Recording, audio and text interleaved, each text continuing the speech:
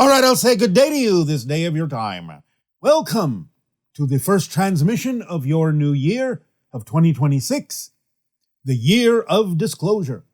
Now, of course, when we talk about the idea of this being your year of disclosure, we are talking about more information coming out about ETs, us, UFOs, our ships, UAPs, whatever you wish to call them.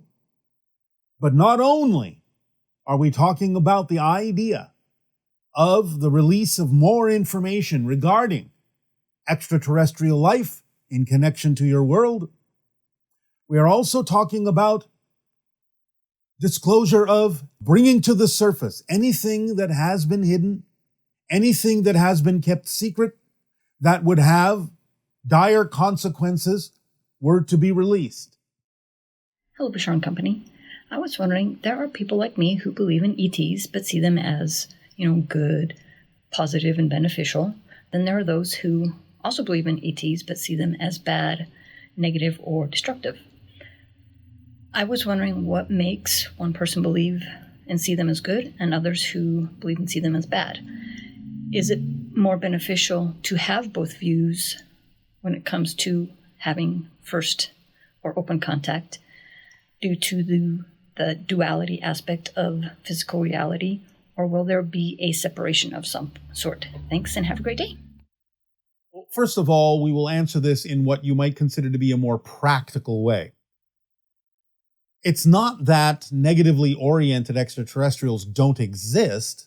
They do, but not as many as you may think or afraid that there are.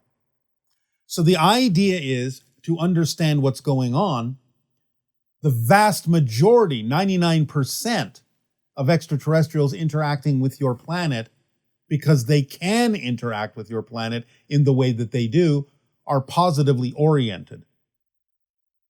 There may be those that may not necessarily be completely negatively oriented, but may, in a sense, not necessarily have your best interests at heart or be very concerned with the things that are important to humanity.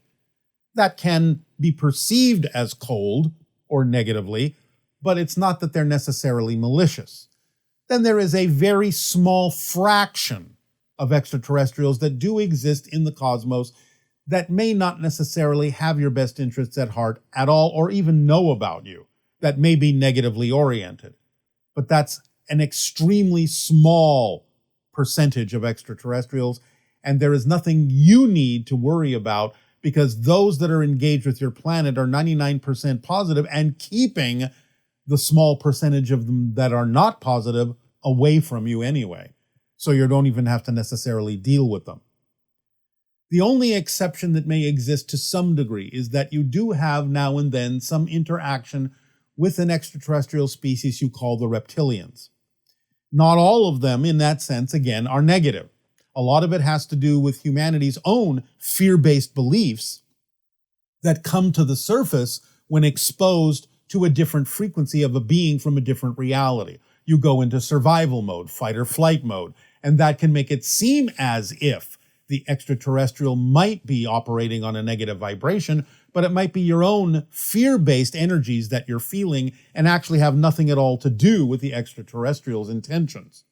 So you have to be able to have the discernment to tell the difference between your own negative vibrations and fear-based beliefs and what is actually coming from an extraterrestrial.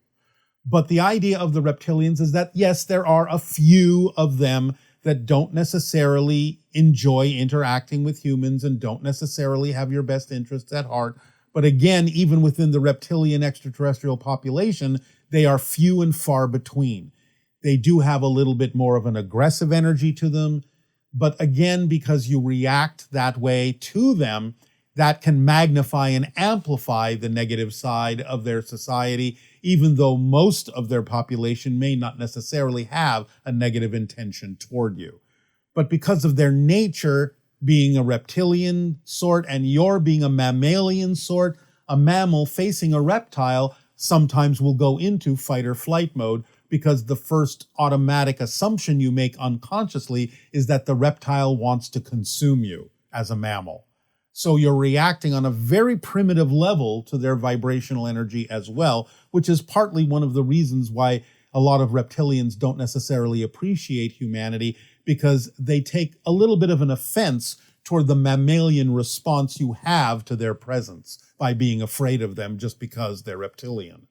So it's a mixed bag. There's a lot of different levels to this idea. It's not so cut and dried and black and white.